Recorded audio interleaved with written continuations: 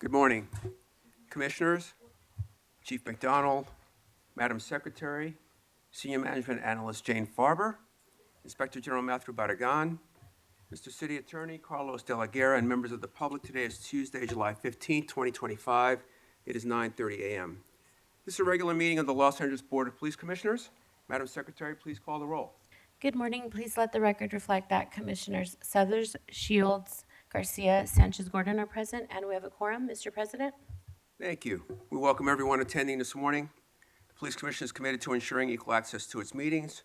It is requested that individuals who require the services of a translator contact the board secretary no later than the day preceding the meeting. Whenever possible, a translator will be provided. Sign language interpreters, assistive listening devices, or other auxiliary aids and/or services may be provided upon request. To ensure availability, you are advised to make your request at least 72 hours prior to the meeting you wish to attend. All public comment will be heard during item number 2 on the agenda. We will dedicate a total of 45 minutes to public comment. Members of the public will have 1 minute per agenda item for a maximum of 2 minutes total. At the request of the speaker will be given 1 additional minute for general public comment for a maximum of 3 minutes total. Members of the public, if you choose to participate in the public comment portion of the agenda, you can participate in this meeting in a number of ways outlined on the agenda. Members of the public who participate in public comment are reminded that they can speak to any item on the agenda or a matter within the jurisdiction of the Board of Police Commissioners. Public comment is your opportunity to address the board, so you are free to express your opinion on matters before the board and to generally express when you disagree with other opinions expressed. However, directing your comments to other individuals who've spoken or attacking others who have expressed their opinion shall be deemed off-topic, and your public comment period will be concluded. Message for those attending the meeting in person. These meetings are regular meetings between the board, the department, and key stakeholders. Meetings of the Board of Police Commissioners are open to the public. The state's Ralph M. Brown Act affords the public the opportunity to be present at the meetings, hear the presentations and dialogue in real time, and provide feedback via the public comment period. During these meetings, there is a need for the board to carry out the public business expeditiously without delays or disruptions. Members of the audience shall not engage in any conduct which causes an actual disruption of the meeting. Those attending in person are reminded that disruptive behavior will be cause for removal. If you disrupt this meeting, you will be provided with only 1 warning to cease disruptive behavior. If you fail to cease such behavior, you will be removed from the meeting. All attendees must be seated.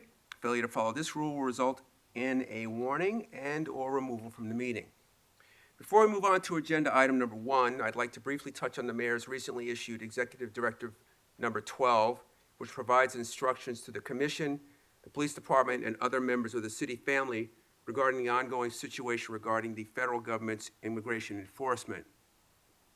Commissioner Sanchez-Gordon has volunteered to represent the Commission and sit on the working group for this. She has my full support in doing so. So I'm sure there will be more to come on this issue, and Commissioner Sanchez-Gordon, thank you for your leadership on this matter.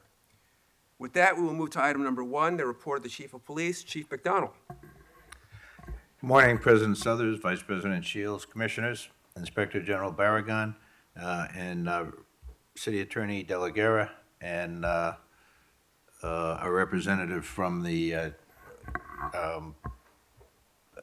Police Commission. Today I'll be covering key events from the past 2 weeks, share our latest crime trends, and provide an update on our staffing levels. On July 5th, 2025, at about 3:45 in the afternoon, Southwest Area Uniform Gang Enforcement Detail officers were conducting patrol along the Western Avenue corridor near Martin Luther King Park. Officers observed the suspect, later identified as Ernesto Sepulveda, riding a bicycle north on the sidewalk.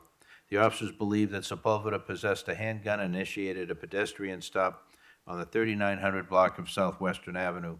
During the stop, Sepulveda suddenly fled from the officers. During the foot pursuit, Sepulveda removed a pistol from his waistband and fired at the officers, resulting in an officer-involved shooting. 1 officer was struck in the legs by gunfire. Sepulveda continued to flee south on Western Avenue and fired an additional round at backup officers.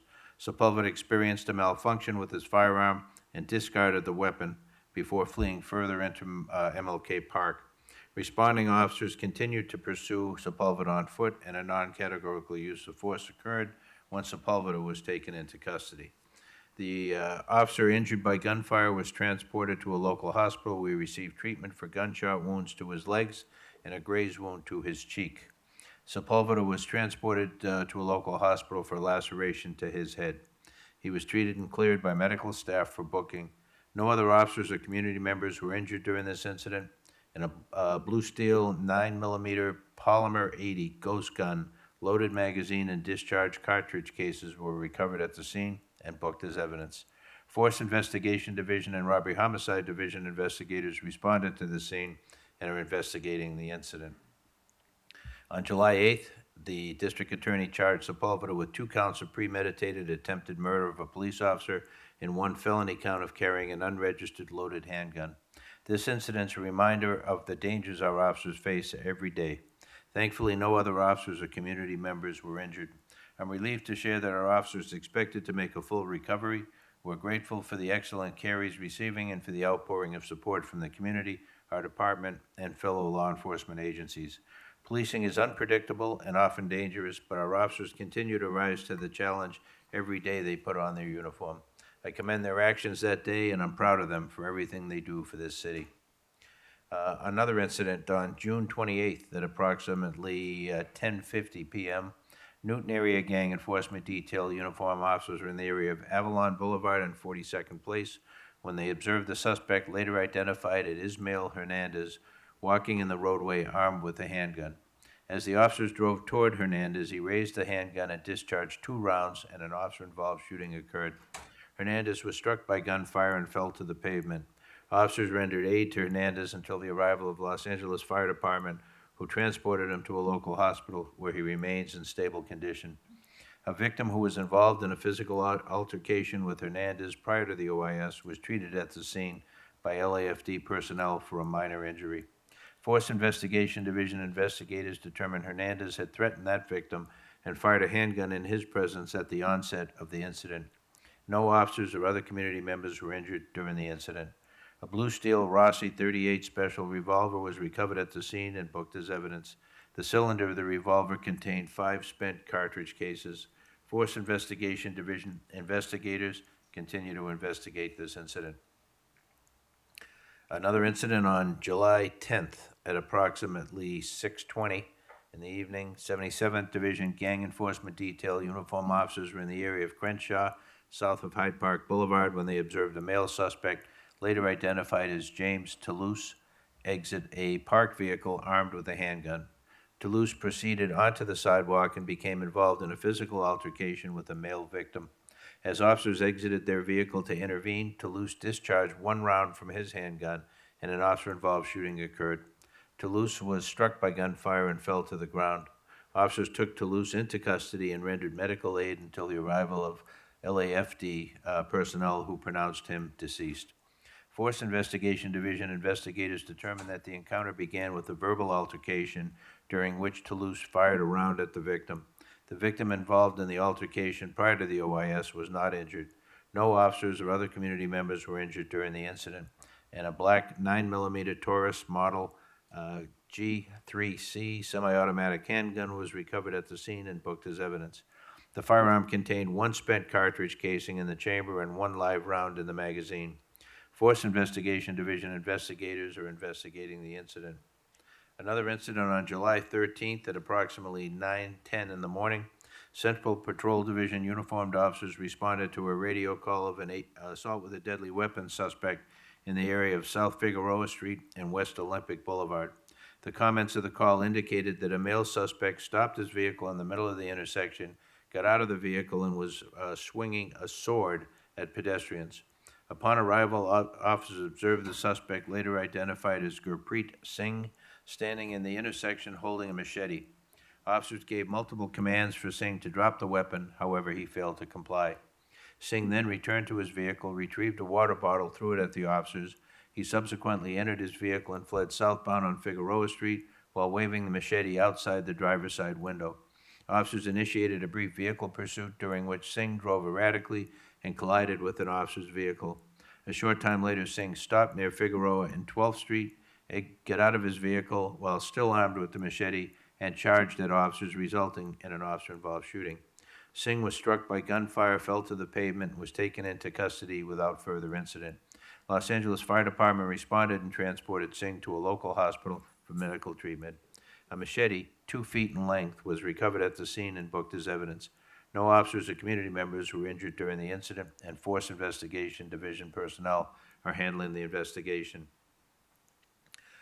Another incident on July 14th at approximately 8:30 in the morning. Hollenbeck Patrol Division uniformed officers responded to a call of a 415 man with a gun on Spence Street east of 8th Street. The comments of the call described the suspect and stated he was holding a possible assault rifle. Upon arrival, officers observed the suspect, identified as Jeremy Anthony Flores, in the driver's seat of a white utility van parked to the rear of 1262 Spence Street, holding an assault rifle. Additional resources were requested as Flores was ordered to exit the vehicle and drop the weapon. However, he refused to follow command, raised the rifle, and an officer-involved shooting occurred. Following the OIS, Flores remained non-compliant and refused to exit the vehicle.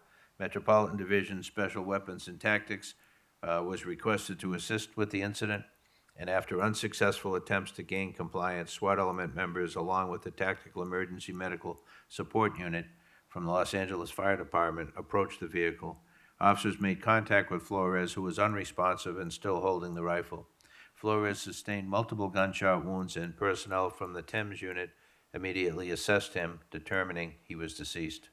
The rifle recovered from Flores' hand was an MP5-style automatic BB airsoft rifle capable of firing metallic projectiles. The rifle was booked as evidence. No officers or other community members were injured during the incident, and again, Force Investigation Division personnel are handling the investigation. Year to date, we've had 25 officer-involved shootings compared to 18 at this time last year. Due to the increase in OISs this year, I asked our Critical Incident Review Division to examine all such incidents that occurred between January 1st and July 13th for both 2024 and 2025. Their analysis identified 3 notable areas where significant difference emerged between the 2 years. First, the use of intermediate force options such as less lethal tools was present in 10 incidents in 2025 compared to 4 incidents during the same period in 2024, for a 150% increase. This suggests that officers are actively attempting to de-escalate situations whenever possible and are turning to intermediate force options in an effort to avoid using deadly force. Unfortunately, even with those efforts, there are circumstances where the threat escalates rapidly and the officers are forced to respond with lethal force to protect themselves or others. But this increase does indicate that officers are making use of available tools to try and resolve volatile incidents safely. Second, when looking at the source of activity, radio calls were a contributing factor in 18 incidents this year, compared to 8 last year, 125% increase. This suggests a greater proportion of our shootings are stemming from calls for service rather than self-initiated activity. Lastly, and perhaps most concerning, is the rise in incidents involving suspects armed with either real firearms or replica or pellet guns. In all of 2024, we had 10 such incidents, 8 with real firearms and 2 with replica firearms. As of mid-July 2025, we've already seen 15 incidents, 7 involving real firearms and 8 involving replicas. That's a 50% increase compared to all of last year, and we're only halfway through 2025. These replica and pellet guns often look identical to real firearms, especially in high-stress, fast-moving situations. That makes it incredibly difficult for officers to assess the threat in the moment, which significantly raises the risk for everyone involved, officers, suspects, and members of the public. This data does not provide a complete answer, but it begins to shed light on some of the factors contributing to the rise in officer-involved shootings this year. We're continuing to study these incidents carefully and are committed to transparency and accountability as we work to better understand these trends. On July 12th, a tragic discovery was made in the Mission area involving the death of a young child. At approximately 6:45 a.m., a community member searching for recyclables found the body of a child in a dumpster behind a commercial building on Van Nuys Boulevard. Los Angeles Fire Department responded and pronounced the child deceased at the scene. Investigators from our Juvenile Division's Abused Child Section along with personnel from the coroner's office, responded immediately. The child appeared to be between 5 and 7 years old and showed signs of trauma. At this time, the child has not been identified, and no missing persons report matching the description have been located. Investigators canvassed the area for surveillance footage and identified several potential sources of evidence and are following up on all leads. We're coordinating with regional partners and continuing efforts to identify the victim and determine the circumstances surrounding this tragic incident. On July 6th, the Street Racing Federal Task Force, comprised of LAPD Street Racing Task Force, Operation Central Bureau Patrol, and vice units, and our partners from the LA County Task Force for Regional Auto Theft Prevention, or TRAP, conducted a large-scale enforcement operation targeting illegal street racing and takeovers. During the evening, officers disrupted 14 separate street takeovers, made 16 misdemeanor arrests and 2 felony arrests, and conducted 26 traffic stops, resulting in 44 citations and 13 vehicle impounds. 3 individuals were arrested for exhibition of speed, and their vehicles were impounded with 30-day holds. Undercover officers also identified several other vehicles involved in reckless driving during these takeovers. Those vehicles are currently pending judicial seizure warrants, and if approved by the court, will be targeted for seizure. Our department is committed to holding participants accountable and sending a clear message. Street takeovers are not only illegal, they're extremely dangerous, and they won't be tolerated in our city. Some traffic-related trends. When it comes to traffic safety, I'm pleased to share that we're seeing some encouraging trends so far this year. As of today, we've had 128 fatal traffic collisions compared to 151 at the same time last year, for about a 15% decrease.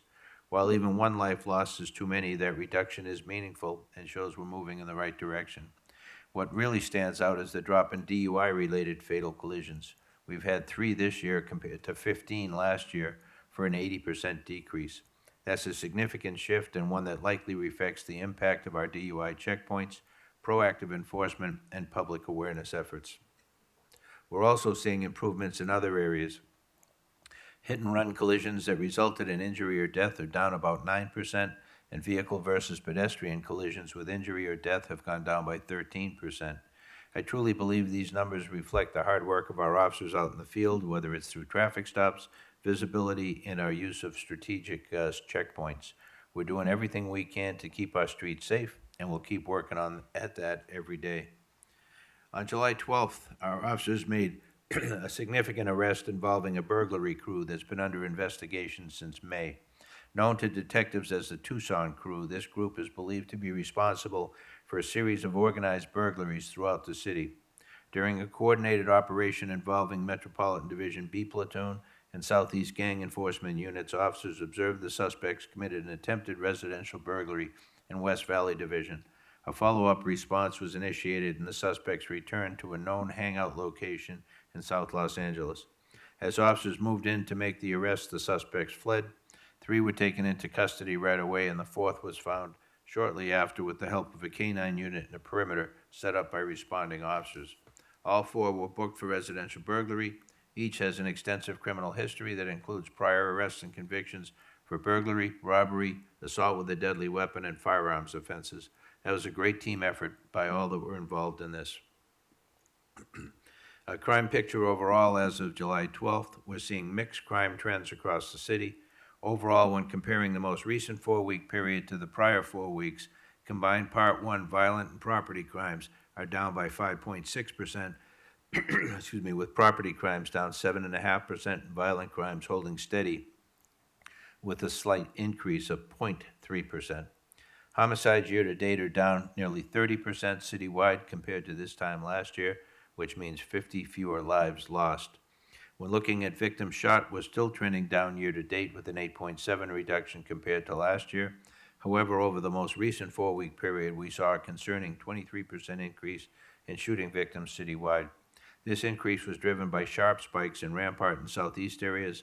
Southeast alone accounted for 21 shooting victims, up from 7 the previous period, with multiple gang-related multi-victim incidents contributing to that rise. Additional resources are being allocated to the affected areas, along with resources from our Community Safety Partnership Bureau. Aggravated assaults citywide are down 4.4% over the last 4 weeks, While robberies are up 11.6 citywide over the last 4 weeks, the most significant increases occurring in southeast, central, and Hollywood areas. We've seen a 21.8% rise in firearms-related robberies, and strong-arm robberies now make up just over half of all incidents. In addition to these overall increases, 2 distinct robbery series have emerged. One involves targeted robberies of Uber Eats drivers, with 8 such incidents reported so far. One Metro Crime Impact teams are actively working to identify those responsible. We've also seen a pattern of taco stand robberies involving 2 male suspects. There have been 5 reported cases of this type spanning Wilshire, Northeast, and Hollywood areas. Detectives are pursuing leads in both series and are hopeful arrests will be made in the near future. Burglaries overall are relatively flat, down 0.7% over the last 4 weeks. Residential burglaries remain steady, while non-residential burglaries dropped slightly. Motor vehicle thefts are up 7.2, or 98 additional vehicles taken across the city. The top targeted makes are Kia, Hyundai, Chevrolet, Toyota, and Ford, with models like Elantra, Silverado, Optima, and Tacoma being stolen most frequently. And our personnel strength currently is 8698 for sworn personnel. Civilian personnel staffing is 2,641, and our reserve officers remain at 354. That concludes my report to the Commission, Mr. President. Thank you. Thank you, Chief. And thank you for taking the initiative on the officer-involved shooting information, the analysis that you provided regarding the intermediate use of force, the number of radio calls, and the weapons involved. Certainly what we've seen is that intermediate use of force is being used quite frequently and routinely to de-escalate. Also, thank you for the information. I was able to visit with the Southwest officer who was shot, and visit with him and his family, hoping for a full and speedy recovery. The only question I have, Chief, is have there been any help or kidnap radio calls since your June 27th directive to patrol with regarding how to identify federal agencies that might be in the field asking for assistance? Yeah, I'll have to check to see when the kidnap and progress calls were made to see if there were any since that time. But we've tried to be as direct as we can and to be able to provide information to our people in the field that, in Communications Division, when the call comes in to dispatch a unit, code 3 for kidnapping in progress, along with the supervisor, that when the officers get there to request a supervisor if one wasn't dispatched, and then to make to make a determination using whatever tools are available at the time to see are the individuals there federal agents or are they others that could be potentially impersonating, which I know has been an expressed concern of many that there are people out there potentially engaged in that kind of activity. We have not seen that here in Los Angeles, but certainly are looking for it. Thank you. I'll defer to my colleagues for questions and comments. I'll start with Vice President Shields. Thank you, Chief, for the report.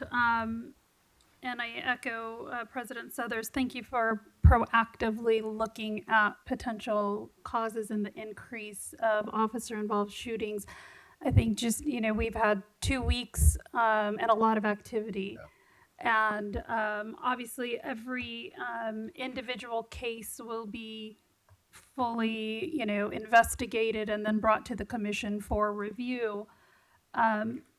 And you identified a few trends, but one of the concerning trends that I'm seeing is not only individuals armed with firearms, but actually shooting at officers and having an officer actually shot. Right. And it seems like that is something that's been increasing and again magnifies and the issues that officers face on a daily basis, and I hope that the officer who was shot recovers very quickly.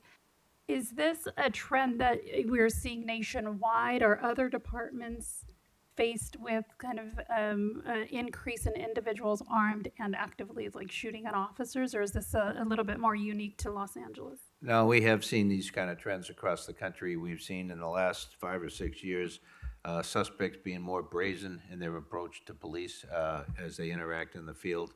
I think that's part of the political times that we've been going through for quite a period of time now, which has had an impact certainly on our folks who are in the field, but I think also on our ability to recruit and retain the best people. So there's a societal cost to this type of behavior over a long period of time, and certainly one we're very concerned about. And thank you for telling us about the very tragic finding of the young child that is dead. Have there been any tips or any outreach to the community to tell people to report if they know of anyone who is missing? Unfortunately, it sounds like there's very bad potential foul play at hand, and hopefully that would help the investigation. Yeah, we certainly have made, detectives have made a plea for help from the community. Any would-be with information to please call the LAPD and let us know what you may know. Nothing would be too insignificant. It might be a piece of the puzzle that we wouldn't otherwise have and be able to bring some closure to this case. Certainly one that everybody who has been involved in it is impacted by it. Very, very tragic circumstances. Our detectives have been working around the clock to be able to put it all together and are using every available resource they have to do that. And so I would ask for anybody who may have information of any kind, please let us know. Thank you, Chief. Thank you. Commissioner Garcia. Thank you, Chief.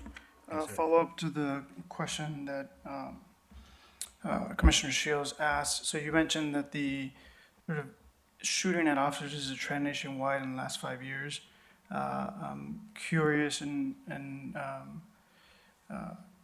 know what is the department doing more lately as sort of in response to the National Guard being here and DHS, and what are we doing to distinguish the LAPD officers versus those folks on the ground, but also what are we doing in terms of messaging to the community?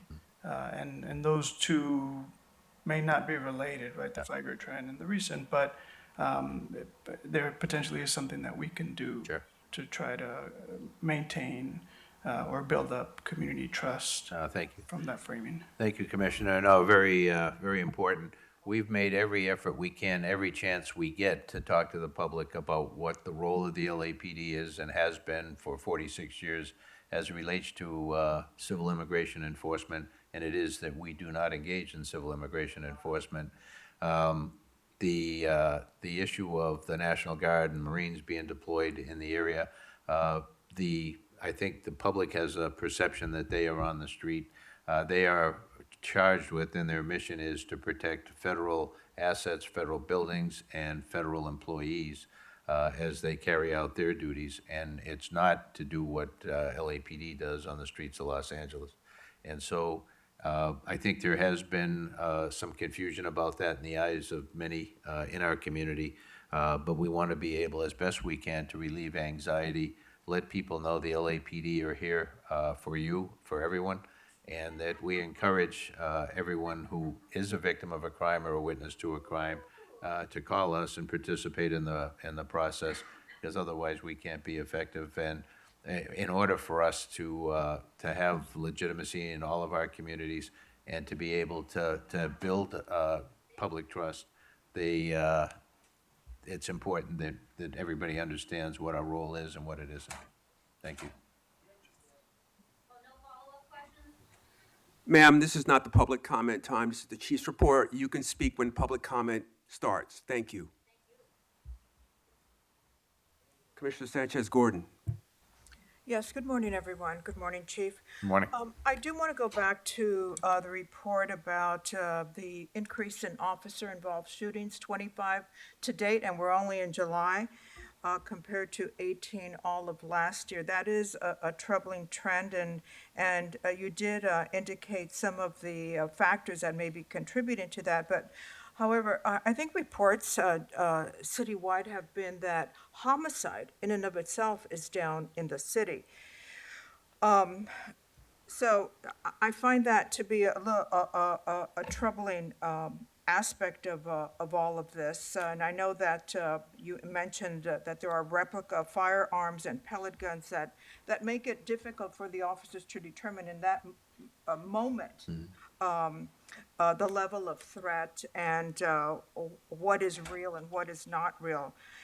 You also indicated that you're going to study some of these incidents, and I think that's a critical and important way to handle this. But apart from the adjudicated cases that we will see probably in about a year on these cases, I would like to see what results come from those reports that you're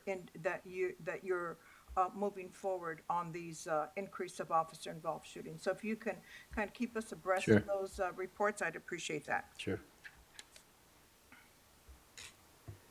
Thank you. Thank you. We'll now move on to agenda item number 2, public comment period. Madam Secretary, please announce the first speaker. Mr. Herman?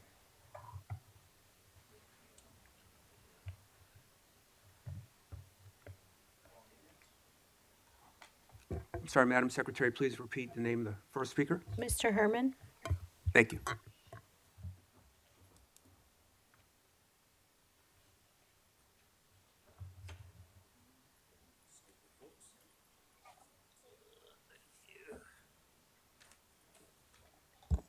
Yes, good morning, everyone.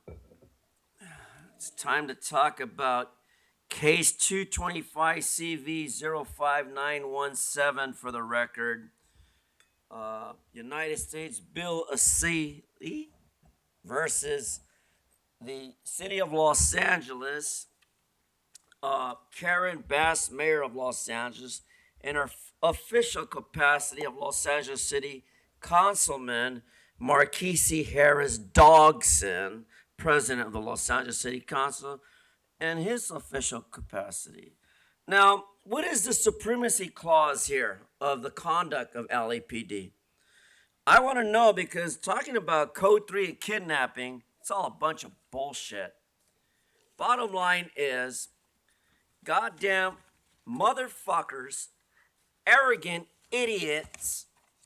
No offense, Mr. Attorney down there, Carlos, but such discriminatory targeting of the federal government is unlawful under intergovernmental immunity doctrine, United States versus Washington 596, U.S. 832, 839, 2022.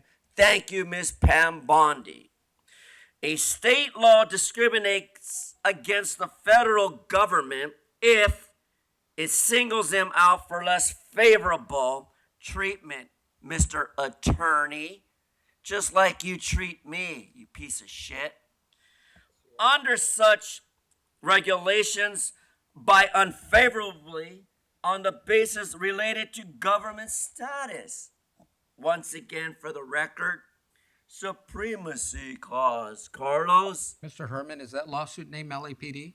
No, it's then it's called off topic. Off Fuck topic. Los Off Angeles. topic. Move on. I'm moving on, asshole, under the Bain Act 52.1, as I may continue. No. Yes, take note, asshole, that the child Stay on topic. bandit in the fucking trash Stay on topic. is because inflation and your fucked up mayor that suppresses our community and gives our fucking money away to illegal immigrants, illegal activities, illegal police, illegal bullshit, and your illegal fucking active duty to tell me under the color of authority. Fuck you, Carlos. You're off topic. Mr. Move Herman, on. you're Yes. off topic. You're done.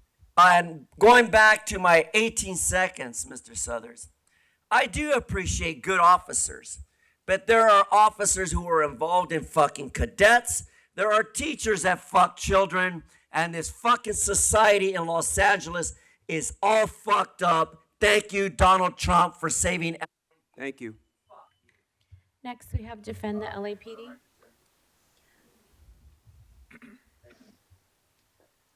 Hi, good morning. All items, please. Okay, 3 minutes. Thank you. Yesterday, during one of the few monthly staff meetings the chief hasn't canceled, he addressed the RAND report, an expensive and wasteful project. The recommendations were underwhelming and basic. Hire more officers, boost morale, fix the complaint system. And still, no one in the room said a word or asked questions. That silence speaks volumes. LAPD has created a culture where even command staff are afraid to speak up, because if you do, the chief's inner circle will make you feel like you don't know what you're talking about. This administration has made that climate worse. It's been almost a year since you became chief, and there is still no movement on the reorg. And chief, it's shameful that you've canceled most general staff meetings, senior staff meetings, several of your direct report briefings, and your scheduled meetings with the department's affinity groups. The disconnect is growing and morale continues to sink. So I'll say it again, go to defendthelapd.org and read the LAPD Staffing and Deployment Reform Report I released in May. It didn't cost a dime. I wrote it after interviewing hundreds of your own officers from patrol to deputy chiefs. The solutions are there, real practical steps that address staffing, misused personnel, and morale. We're down 1,400 officers with another 500 out sick, not including IODs. Sworn officers are still sitting in roles that should be eliminated altogether. They are outdated, wasteful positions that drain field resources. The city and Mayor Bass claim to be $800 million in debt, but continues spending hundreds of dollars per person per month on services for illegal aliens. Then they had the chutzpah to ask LAPD officers to renegotiate their contract while overworked and understaffed. It's unacceptable. Chief, stop bowing down to and respecting a mayor who has no respect for the law or law enforcement. Even senior leaders are looking elsewhere, and this department is nowhere near prepared for the 2028 Olympics or any major citywide event. Chief, I know you understand what's happening. You may believe your hands are tied. We all saw what happened to the fire chief when she dared to speak up, but you've had your career, you've earned the pensions, you returned as a respected leader, and in just 8 months, that respect is unraveling. Is that really how you want to retire? Now is the time to be the hero. Be the hero who puts officers and victims first. Be the hero who stands up to the mayor and city council. Be the hero who fights to restore LAPD's independence, even if it means losing your job. You won't be disrespected for standing up, but you are losing respect by staying quiet. And finally, don't ignore the animals in Skid Row and across the city. Dogs in the possession of homeless are being raped, abused, injected with drugs, bred, and sold. LAPD must restore the Animal Cruelty Task Force, and animal services must enforce spay and neuter laws. Thank you. Next, we have Todd Rogers. Okay. Andrew Grabner.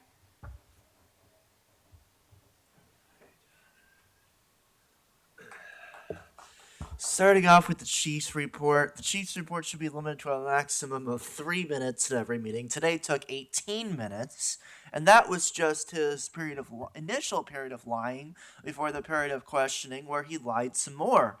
So today, once again, McDonnell repeated the lie, and it is a lie, that the LAPD does not assist immigration enforcement, Trump immigration officials, ICE, things like that. It is a blatant, easily verifiable lie.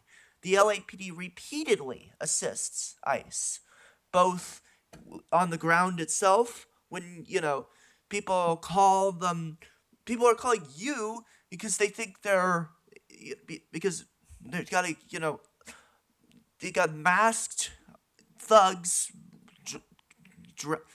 kidnapping people off the streets and throwing them into unmarked vans, and the LAPD comes up and you protect ICE. You help them.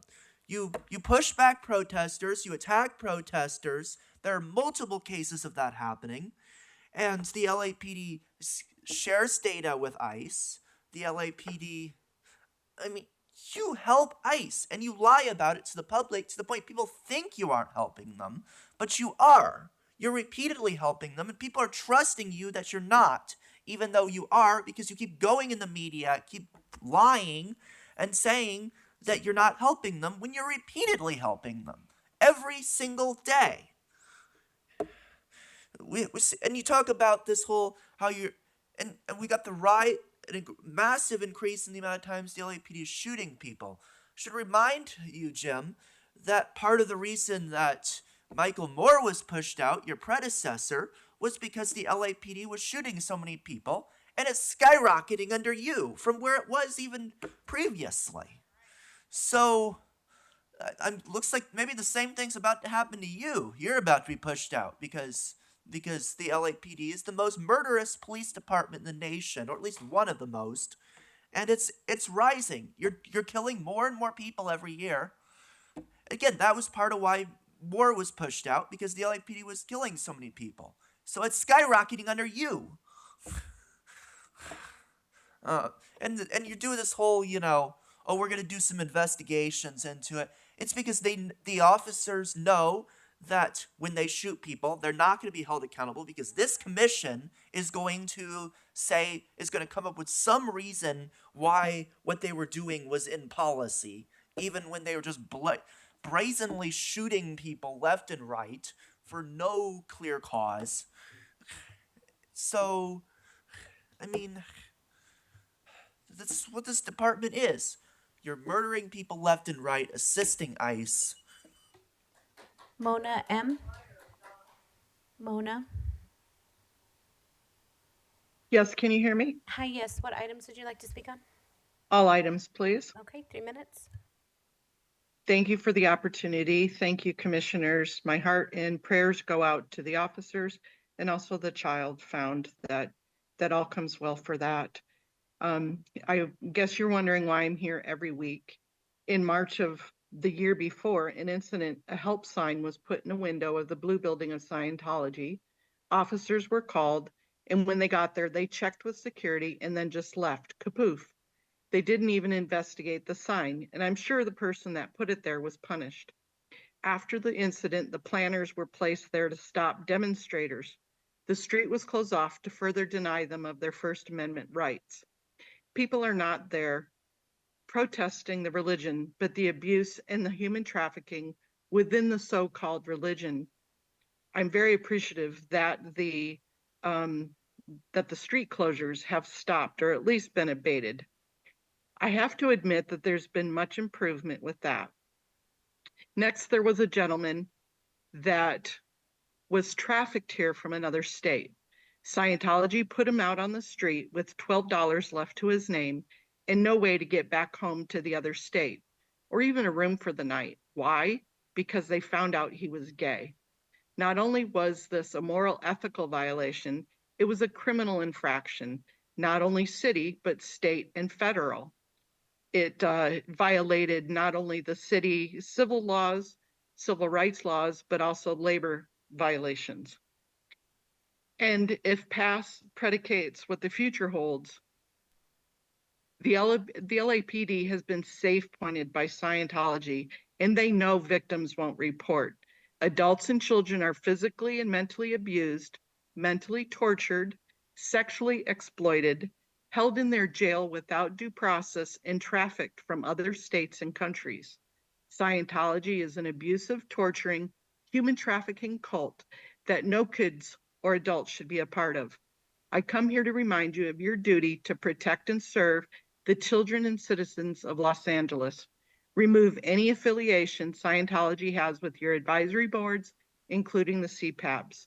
Thank you, and I yield back my time. Next, we have Michael Ackerman.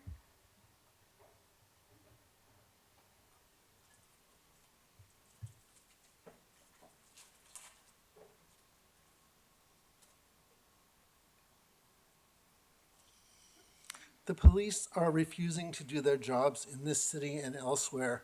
They are refusing to make required records. They're refusing to do serious investigations. The police oversight bodies have failed as well.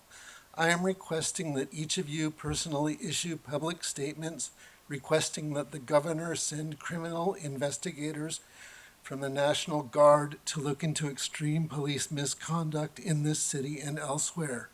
This will cost residents nothing and is a simple way for you to demonstrate that you care about residents and officers. The reason this step is necessary is because the military is set up to insulate its members from outside duress in a way that may not be practical for peace officers. Last year, the governor deployed lawyers from the National Guard to work as prosecutors in San Francisco and Alameda counties, so you can see that they do jobs besides riot police and border guards. If you are unwilling to take this modest action to protect vulnerable people, I'd appreciate knowing your reasons. Thank you. Thank you. Next, we have Steve Riley.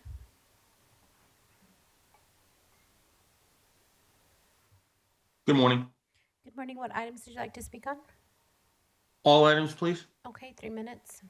Thank you. First, I'd like to offer prayers for the injured officer, and I continue to pray for officers every day for their safety and for the safety of the public, especially the victims or potential victims. I wrote a letter which has been posted under the name Steve Riley, yours truly, and it is about the 287G program. Now, local, state, and federal law enforcement should be working together. I made this point last week, but it really needs to be driven home. What should be happening to keep the public safe and to make ICE operations safer for everyone concerned is that when an arrest is made, there should be an ICE agent or an officer trained by ICE, maybe a jailer or station officer, to check on the status of that individual. If they are a removable, deportable alien, that should take place. That would make everything safer for everyone. We really need a city government that believes in enforcing the rule of law at all levels. Now, I don't care if you came from China or Ireland or Mexico or wherever. Illegal is illegal. It's very, very clear. Speaking of enforcing the law, in the last week I was interrupted twice by an unknown person. And there is a law 403 PC, California code, disrupting a public meeting. And it's done in the presence of the chief, the sergeant at arms, LAPD personnel, the police commission. It is a misdemeanor crime. And I don't know if this person is a repeat offender. I couldn't see the person, but that sends a bad message that violations of the law are I don't know, they're normalized, and that's not good. And that's why we've had for many years in Los Angeles the normalization of illegal status people being very conspicuous, being very obvious, and complained of at different locations. And so when that happens, you have to have an enforcement of the law. Great report, Chief. It was very comprehensive. I want to say I back the LAPD in doing its job. I also back what was said by Defend the LAPD. There were some good points made there. I hope everyone reads the letters that I send. I only get 3 minutes to speak here, but the letters are meant to provide better public safety for everyone, including the safety of the officers and the safety of the public. Thank you. God bless the LAPD and God save Los Angeles. Thank you. Madam Secretary, excuse me. You've put your middle finger up in front of that camera about a half dozen times. That's a disruption of the meeting. The next time you do it, you're going to be removed. Madam Secretary, please announce the next speaker. Next, we have Jonathan Foster.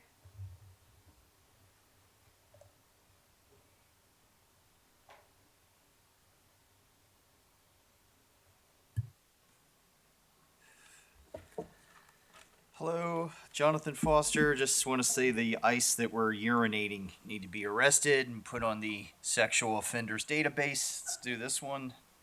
I will quibble with you potentially about whether the rise of the number of complaints shows that there's more trust in the public, in the Department of Policing itself. I don't know if I fully believe that statement that was made. I think we may agree to disagree. I will quibble. Yeah, I disagree too. So maybe I'll get back to that. What I wanted to talk about today is what I left with the last meeting. There was a guy in red is holding Anthony Soul down on the ground. He has a bad heart. He's on drugs, but he's pushing him down, right? And then he goes limp. And then I want to import the story about the girl that was brain dead. She was beat up at a 7-Eleven, and the dad had to take her off life support. So really what was happening, this points to Anthony Soul was brain dead before the LAPD got there. The guy in red killed him. Okay, that's the same thing that happened to George Floyd, right? But I wanted to point out something. that the guy in red ran down Anthony Sowell, and it's kind of like Zimmerman. Zimmerman was told, you don't need to follow the suspect. Trayvon Martin is dead. The guy in red ran down Anthony Sowell. Anthony Sowell is dead. Right? That's a murder, and nobody is putting it up for murder. Right? Today, you're doing Lavelle Adams. Lavelle Adams is dehydrated. He has no sleep. Right? He's just like Yang Yang, Linda Becerra Moran. All of these people did not need to be shot. Also today, Lavelle Adams, he was on the ground. Okay, this is why I am the president. I am the chief of police. You don't mean a damn thing, bro. Because they could have got net guns. Okay, I did a search on net guns. I saw the price for net guns about $800. Some of them are 15. I saw for 3,000. That was the first time, right? Then the second time, hours later, he comes out when the SWAT's there with the blanket over him, but then he does lunge with the knife, right? Could have shot him another time before he lunged. Could have shot him another time with a net gun. I saved this guy's life twice. How come you, Chief, didn't save his life? It's because you're ineffective and you need to leave. You four need to leave. And nobody has listened to me suggest a very simple net gun that would have saved at least 10 people, and you have not listened. This is why I am the chief of police. I protect the police department. Thank you. Next, we have Mirjam.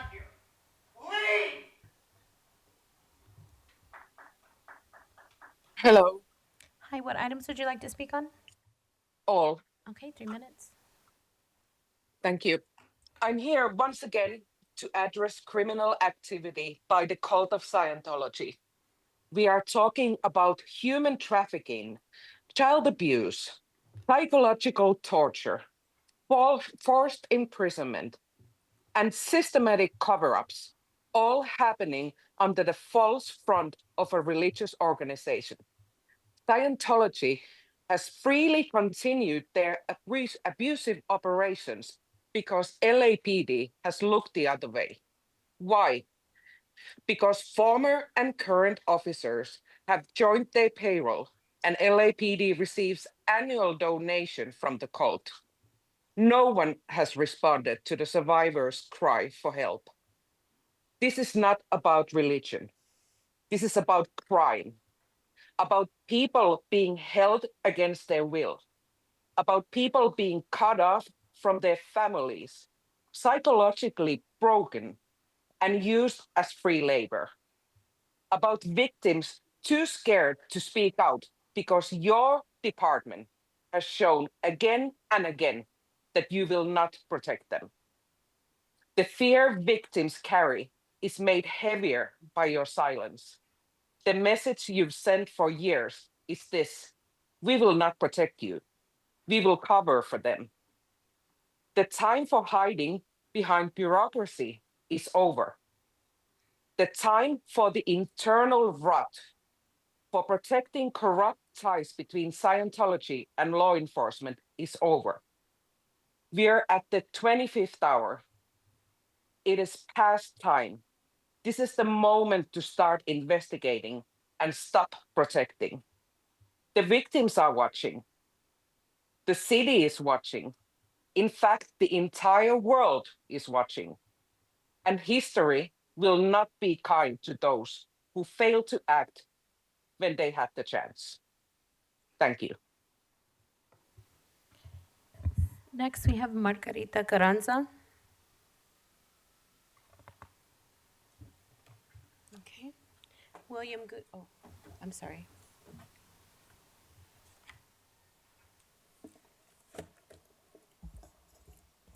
Good morning. Good morning, Chief McDonald.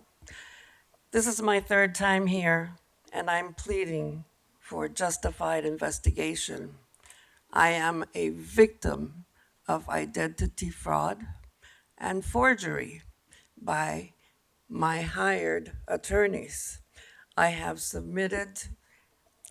I went to Van Nuys Police Department and I filed a report. And the report was done May 17th of last year. I have not had anything investigated. If anything, these attorneys are producing fraudulent documentation. I sued them in Chatsworth Court, and Judge Fowler refused to accept attorney-drawn documents as original documents. I never knew that they never communicated with me what they were doing on two different cases. They never communicated with me that City of Los Angeles cross-complained the property owner to pay half of the liability that these attorneys demanded. And they in turn tell me I only got $25,000. It's ridiculous. And what they are producing, like the judge said, they're attorney-drawn documents. They're covering the multi-million-dollar approval by the City of Los Angeles City Attorney Mike Fewer and Deputy Attorney Ronald Whitaker. They both terminated City Hall 2022, the same year that my check was issued, 2022, the same year that I sued these attorneys, 2022, and they have the audacity to say that I signed, that I approved. I never signed one document for these people. I hired them over the telephone, and I never approved a settlement with the city. I never approved a settlement out of court with a market videotaped accident that I had that made me replace my left knee. That's how bad the accident was, besides other bones that were broken. And these attorneys have robbed me blind by using my identification and signing my name without my knowledge. I am pleading for this to be investigated immediately, please. And don't let them fool you. He is a criminal law specialist, and she is a premises injury specialist. I'm pleading, Chief McDonald, please have Detective Ward open this up. She closed it in January 2025 without my knowledge. This is the detective that failed to investigate. Thank you. Next, we have William Good.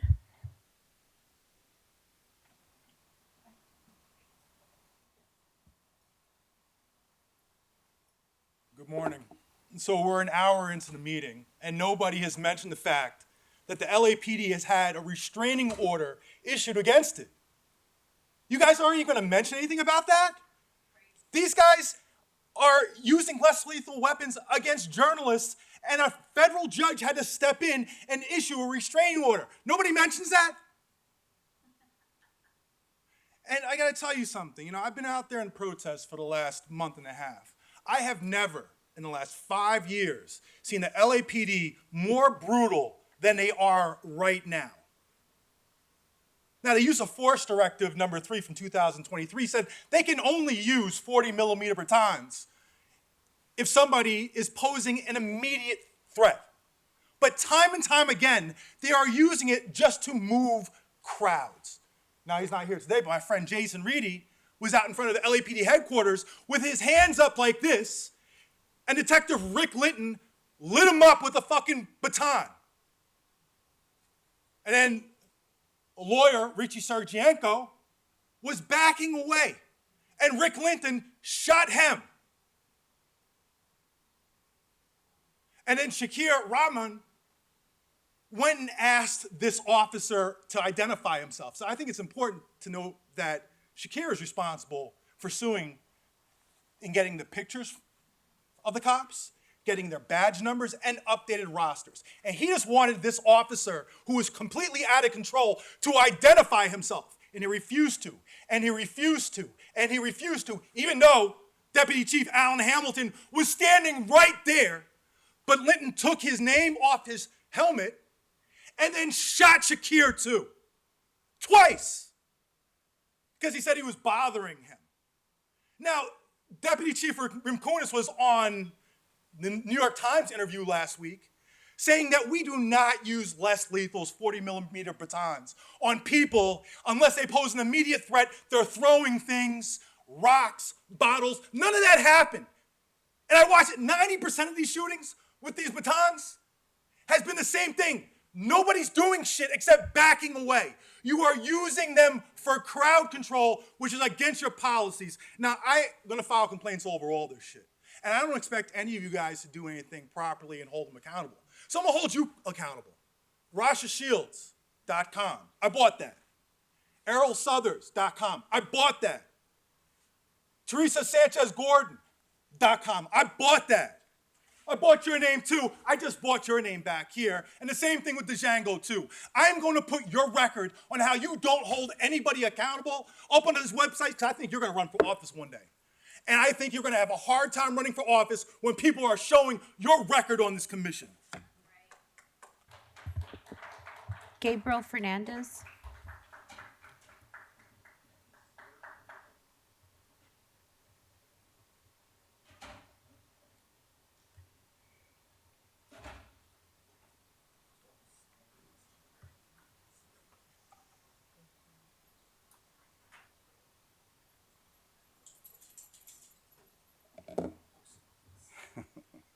Good morning. I am a parishioner at Dolores Mission and a member of LA Voice, a multi-faith community of over 65 congregations representing over 40,000 families in LA County. We stand together in solidarity and work with each other to advocate for a just society. I'm here this morning to inquire about LAPD's adherence to Chief McDonald's directive from June 27, in which LAPD officers were issued guidance to verify the identities of unknown masked individuals in LA and to take appropriate enforcement action if an individual is not a legitimate federal officer. How many times has LAPD verified the identity of masked individuals or taken appropriate action since the chief's instructions were given? We would like to see some data on that at the next meeting or the meeting after. Secondly, how will the LAPD working group be constituted in accordance with Mayor Bass's July 11 directive, in which she specifically directed LAPD to form a working group with the mayor's office, immigration rights groups, and community leaders to inform further guidance on interacting with federal agents within city limits? Who specifically is invited to do this work, and when will it start? Finally, I implore you all to regain the trust of the people of Los Angeles. We are in a moral moment in this city that tests all of our consciences and demands that we do more for our besieged city and county. We have seen tax-paying residents who pay city and county taxes to support law enforcement apprehended from our streets and ripped away from their loved ones, while the LAPD has stood by and provided logistics and crowd control. This moment demands that our law enforcement professionals actively protect and serve our community. Our law-abiding, hardworking, and cherished neighbors deserve and expect your professionalism. Thank you for your time and service. Thank you. Arturo Marquez.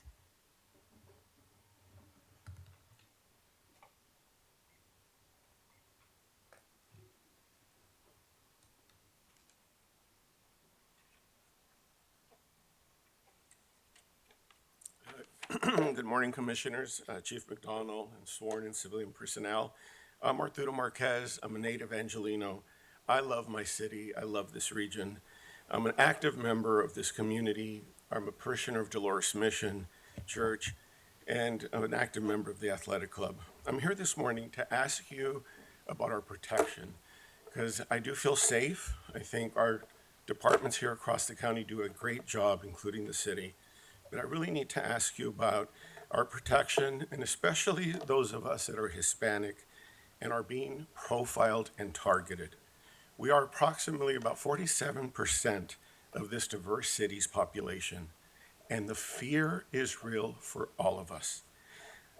The individuals who do not identify themselves, and I've seen this personally, are profiling us, and they themselves are hauling away U.S. citizens and just people that they think look Hispanic. Waiting for a bus to go to the office or to go buy groceries does not feel safe right now. And I ask you, Are these unidentified individuals, are they or are they not federal agents? Are they bounty hunters or are they kidnappers, which is a real concern. It is horrible to feel and have a personal feeling that our federal agencies are really at war with us here in Southern California. Please let us know, Chief and Commissioners, how you are going to protect us from this real fear. Thank you. Thank you. David Chun. David Chun. Okay. Amina Gonzalez.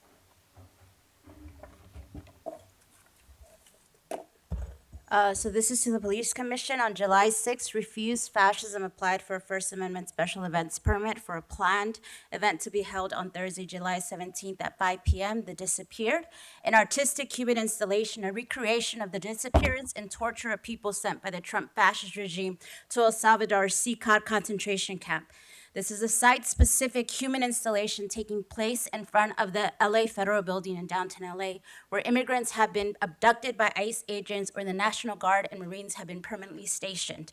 In response to this permit application, the LAPD informed us that a number of organizations sponsoring different events have also applied for First Amendment special events permits in LA in this next period, and that the LA Police Commission will not be providing First Amendment permits.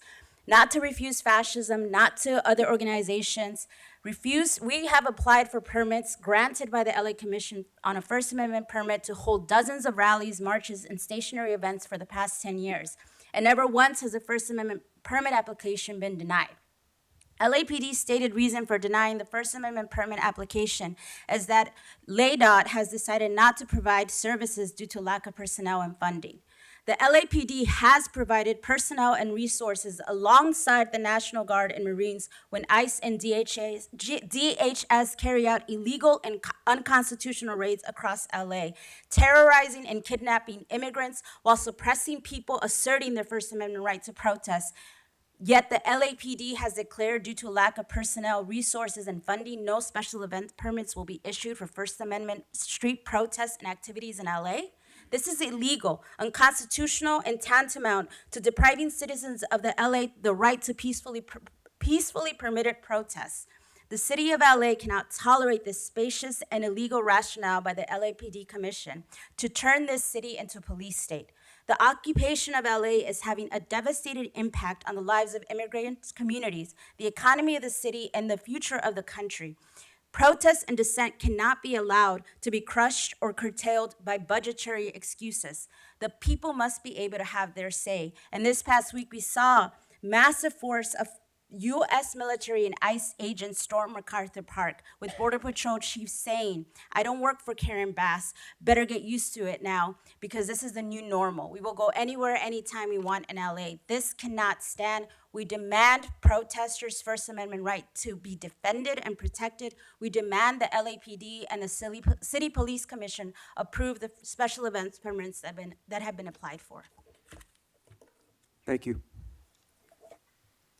Next, we have Grace Yu.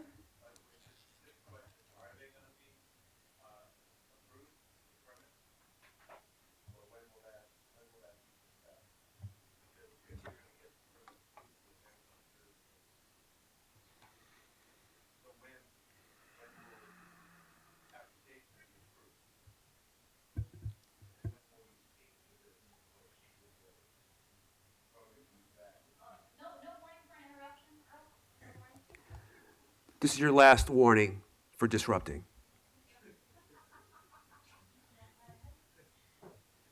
Sir, any permits that come before the commission will be appropriately reviewed and the decision will be made. It will not be made today. Ma'am, go ahead. Chief, my name is Grace Yu, and I'm co-chair of the Public Safety and Emergency Preparedness Committee of the United Neighborhoods Neighborhood Council. I'm here today to present questions from community members regarding the safety of Angelenos. We are aware of LAPD's longstanding Special Order 40, which prohibits working in conjunction with federal immigration enforcement. However, not collaborating with federal government on ICE raids is insufficient. We believe it is crucial for LAPD to protect and serve the public. And while protecting people is never easy, the added layer of protecting residents from our own federal government is truly amazing. We believe that all legal means must be used to protect people in all circumstances, especially against what appear to be highly irregular and potentially illegal methods of apprehending individuals on the streets. The Mayor's Executive Directive Order 12 requests LAPD's plan to respond to and defend immigrant communities and specifically asks for community feedback. I'm here this morning to bring forth a few questions from our community members. Question number 1, how is public space distinguished from private space in a way that dictates when LAPD can intervene? Question number 2, it seems that cases of hot pursuit by federal agents are deceptive and negate private space privileges because the federal agents are not following our well-established American due process laws. Federal agents are using guerrilla tactics, and we are acting as if there is nothing we can do.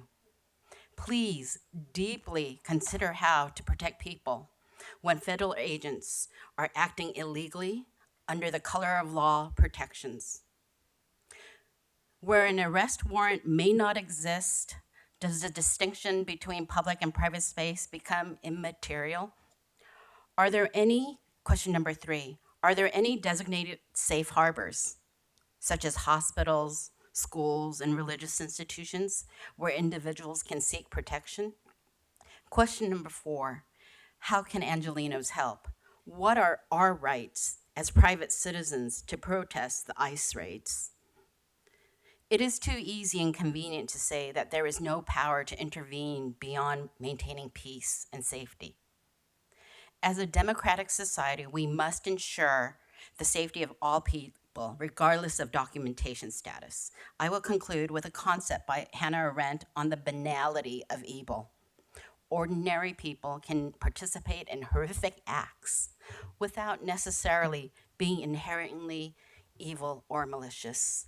In a similar vein, when good people do nothing, that is when evil flourishes. And just in case I didn't get through, I have copies for you with the last few sentences. Thank you. Next, we have Quinn.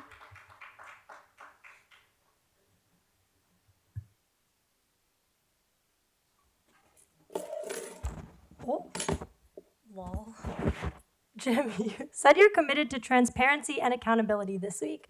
What about the fact that each week, families of loved ones who have been murdered by you all come into this room demanding transparency and accountability, but you, this rubber stamping body, is not here to be transparent.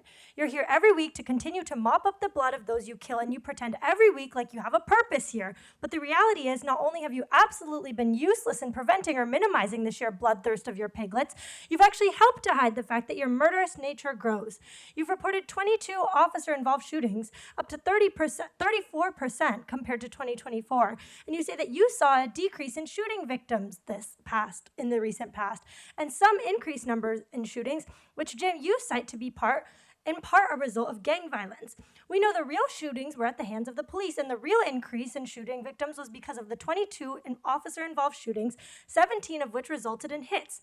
And your custody deaths have increased by 50% since last year. If you really want to rely on stats, know that the numbers reveal that it is you, Jim, who runs the biggest murderous group in Los Angeles. But while you all choose to reduce your violence to numbers, we know that each gunshot and each injury or murder at the hands of LAPD is a person, with a family and a mother and brothers and sisters. And none of this is to mention that this past week, we saw young children in chains just down the street. And Jim, you said again, no, you lied again, that you don't participate in immigration enforcement. I have a video of your piglets at an incidence of civil immigration enforcement, an ICE raid, where undocumented community members were abducted, not because they're criminals, but because they're undocumented. It was not a criminal investigation or criminal immigration enforcement, it was civil immigration enforcement. And your pigs on video say they're there aiding ICE. Someone asked, are you aiding an ICE operation? What are you doing here? And your officer says, quote, aiding them being ICE. Beyond being there in person, it's your ALPR cameras leased by Flock Safety throughout the city that track children, their parents, and their families on the way to work, on their way home, on their way to school. I'm getting the sense that you still don't understand your own relationship with Flock. Flock Safety owns cameras. You ask them to put up more cameras. You lease the camera data, and anyone can lease the camera data, including ICE. But you put the cameras up. Then you share the data with other agencies, including Glendale PD or with fusion centers, and that data is directly sent to DHS and ICE. And this past year, you've done so much work to attempt to erase your active participation in ICE raids and abductions, but one needs to simply leave this windowless room to see. Nearly every fucking raid I've seen, LAPD is there, holding it down, beating on and arresting community members. And you, Jim, Rasha, Fabian, Arrow, and Teresa, you hold the chains of those children just as the masked ICE agents do. Fuck all of you. Next, we have Hamid.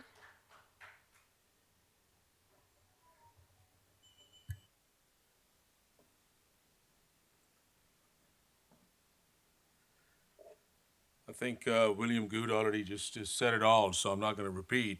But I think it's very much in line with the escalation that continues to happen, because we're seeing LAPD on its historic track of again being the most murderous police department in the country. So that escalation is not in their daily routine policing operation.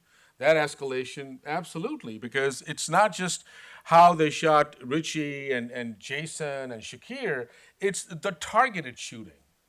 We've seen it with our own eyes. We've seen it that how they are actually targeting for people's groin areas. And a lot of people on June 8th, right there in downtown Los Angeles, were rushed to emergency services. We witnessed that ourselves. So, with all the goddamn millions of dollars of de-escalation training and all that pomp and show, this is what it comes back to. I also want to talk about the new executive order that the mayor published, which is executive order, 12th, on 11th of July, that talks about ICE and that talks about immigration raids. And it repeats the same old bullshit tired thing that 46 years ago, LAPD issued Special Order 40. That's what this man, the chief of police, keeps on repeating the same thing.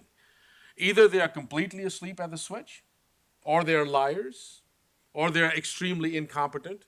And having all of the above is an lethal combination, because that is exactly how it is. Because constantly saying that we don't share personnel and resources with the federal government is the biggest lie, which you are sitting on top of that heap of lies. What about the fusion centers, the Joint Regional Intelligence Center? Doesn't LAPD have its staff in there where ICE is present and information is being gathered and information is being shared? What about the resources? LAPD is a part of the board of governance of the Joint Regional Intelligence Center. What about all of that? What about just in partnership with LASD, because they are the fiduciaries of JERIC as well? Let's talk about, Kuyen spoke about license plate readers. What about that direct connection through Flock Safety and various other systems? What about the record management systems?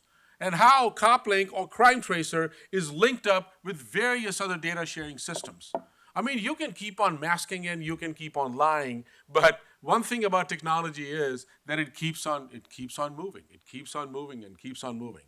So when we talk about this another executive directive of number 12 or Special Order 40 or the Sanctuary Ordinance, it comes back to the same thing. And last thing, this thing also talks about that there's a working group that is being formed between the LAPD, the Police Commission, and immigrant rights organizations to get feedback.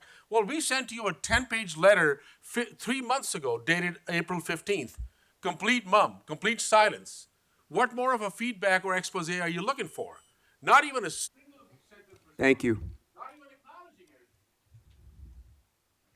Next, we have Sabra Wadi.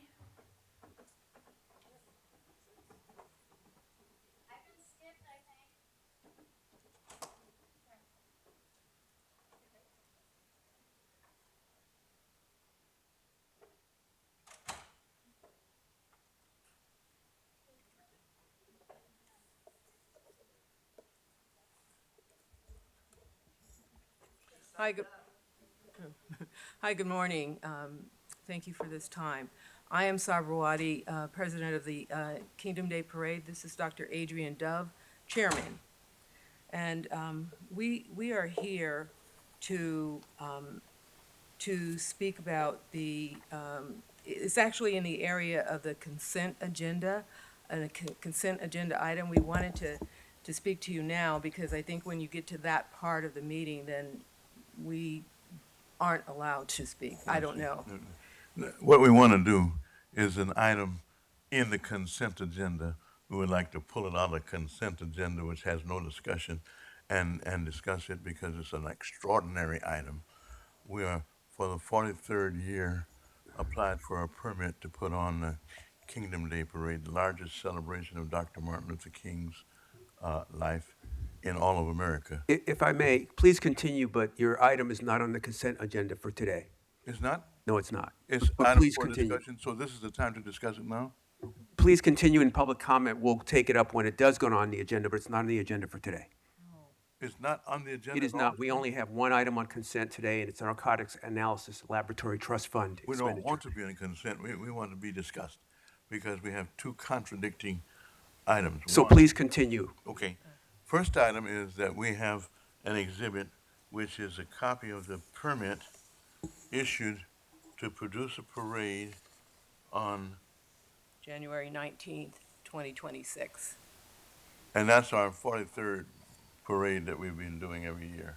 And So we It's been- were permitted, and then it was. and it was signed by Django, and the date that it was signed by the commission was June 25th. Right. With all due respect, you've got the agenda for a different hearing, a different meeting. It's for the, No. this officer will explain it to you. Well, This if is I the can police continue, commission. I'm giving background on and building up to one thing that again. What I want to have an item for today is a letter from Django Sibley saying that your permit that was issued and signed by the commission is rescinded. I've never heard of anything like that before, and we called to find out why it was rescinded, and we got conflicting reasons that this, that, or the other, but it's our 42nd year, and we want to know what is it wrong this year than different. I also want to take this opportunity to give our comment about Chief McDonald. We think he's doing a great job. We'd like to say something positive about the chief, hail to the chief.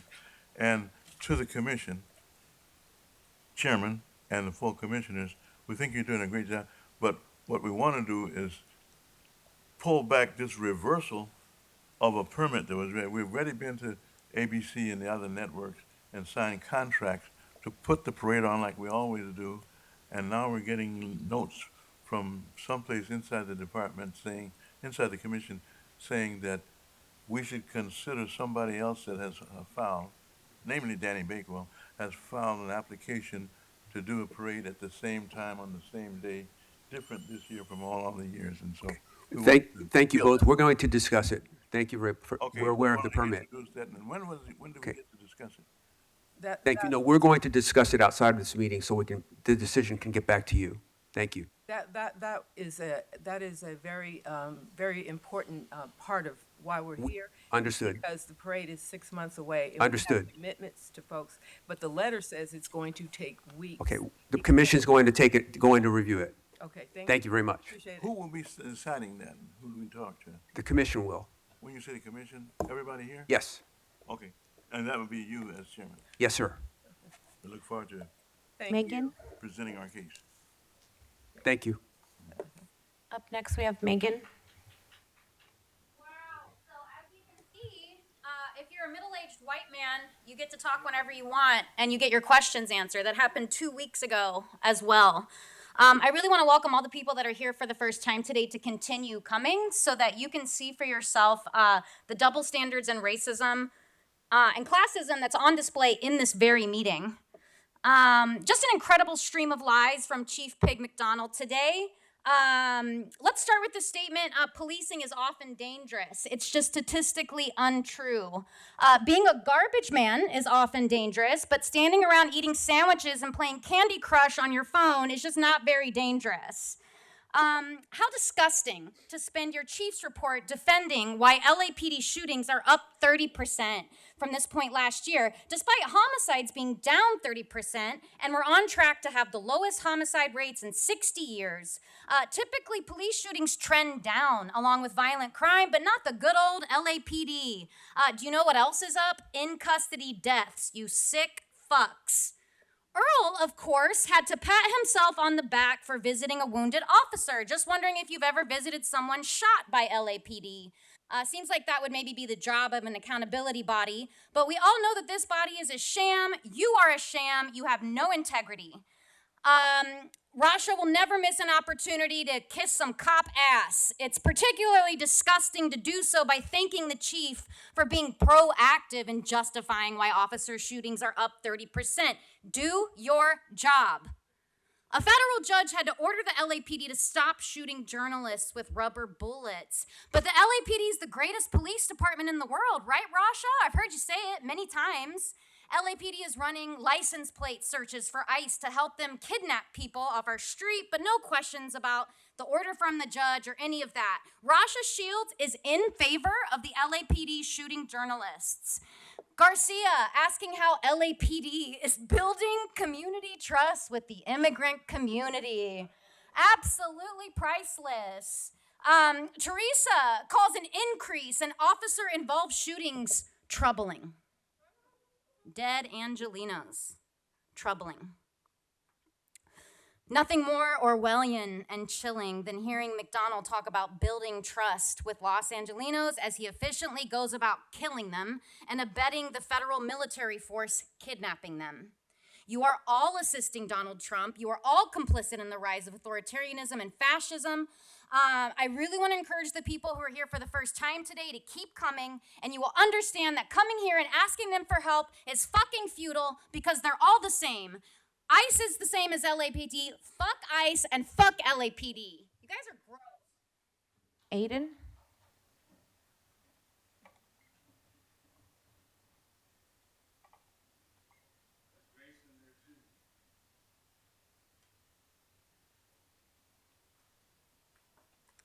Hello. It's hard to follow such an inspired viewpoint, but I will do my best. A smarter person than me once summarized that how we got here is essentially that the Constitution is a framework for oppression. What that means is the Constitution was created not to protect the rights of everyone, but to enshrine structures of power that benefited a select few, namely white men, some of whom we see on this board. Let's see. Likewise, the LAPD's policies are not created to protect citizens. They're made as a smokescreen to obfuscate and distract from the department's criminal violence. The LAPD has shown itself to be criminally unable to reform. There's no accountability, including from this body, and what few vague and half-hearted attempts are announced do not bear fruit. For example, we all watched Rick Litton, the guy who they were talking about before, shoot several people basically for no reason. We haven't heard shit about that since then, and no one expects to, because the LAPD never does anything about bad behavior. That's the reason why the community doesn't trust you. That's the reason why people are increasingly understanding that you should be abolished and not reformed. And that's the reason why, ultimately, you are responsible for your own demise. You're responsible for violence against officers, because you are supporting structures that oppress and marginalize people. And you are doing it with really no sense of accountability or higher guiding principles, aside from protecting officers, backing the blue, keeping it all in-house, incestuous, and not really making the changes that people hope or expect to see you make. I had a really funny conversation with my mom about this commission. She said, "Oh, the Board of Police Commissioners meeting. I remember back in the Rodney King days, they used to really do something." I wasn't alive then, or at least I don't remember. But in my lifetime, I've never seen the LAPD make meaningful change in the direction of accountability or improving public trust. And the reason I believe I haven't seen that is because the LAPD is not interested in doing those things. The LAPD is interested in overtime. The LAPD is interested in inflicting state violence on the populace, and the LAPD is interested, above all else, in protecting themselves and their interests, whether those are commercial real estate interests, pensions, overtime, bonuses, newer helicopters to fly around and harass people in and, wake people up in the dead of night, surveillance technology, RTCCs so that cops can sit around and eat donuts and watch people on surveillance cameras, to profile and racialize them and criminalize them. Anyway, all this to say, as the previous speaker said, no one really expects anything from you, but we're here to shed light on the fact that you don't really do anything and can't even pay attention in the meeting. We'll have to get Rasha an Adderall prescription. Thank you. Grace?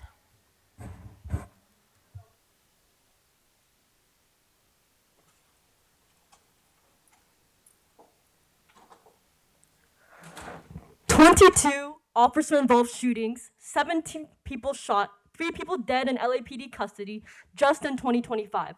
That's what you're reporting today. And what do you even have to say for it?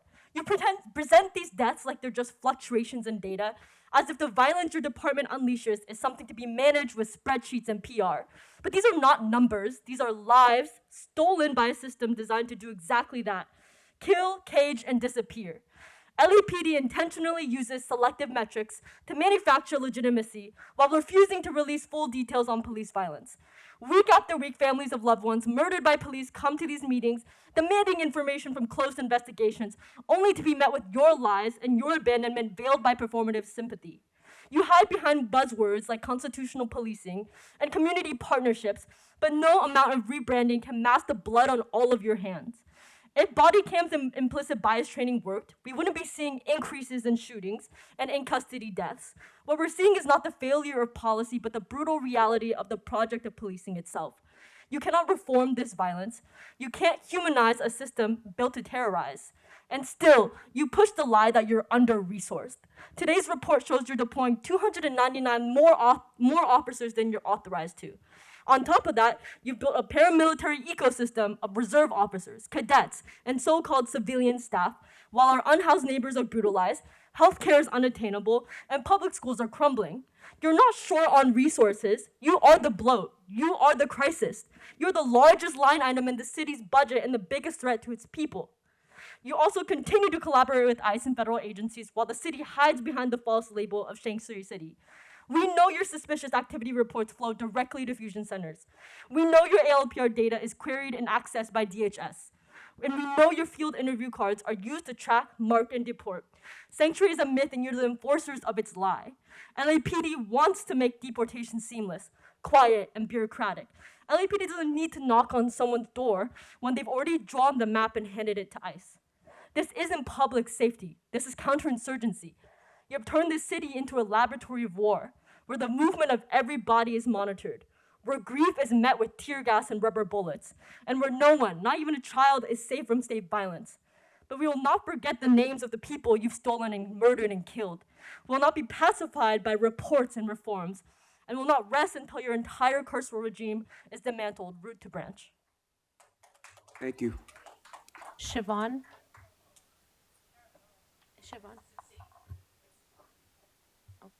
Mr. President, that was our final speaker. Thank you. We'll now move on to agenda item number 3, the consent agenda item. We have one report, department's report relative to the Narcotics Analysis Laboratory Trust Fund expenditure. Are there any questions or comments from any of the other commissioners? No questions or comments? Okay. I move that we approve the department's report and transmit to the mayor and city council. Is there a second? A second. Moved and second. All in favor, say aye. Aye. Motion carries. The commission will now recess into closed session. Thank you very much. The Board of Police Commissioners will now recess into closed session to discuss agenda item 4A1, 4A2 in accordance with Government Code 54957.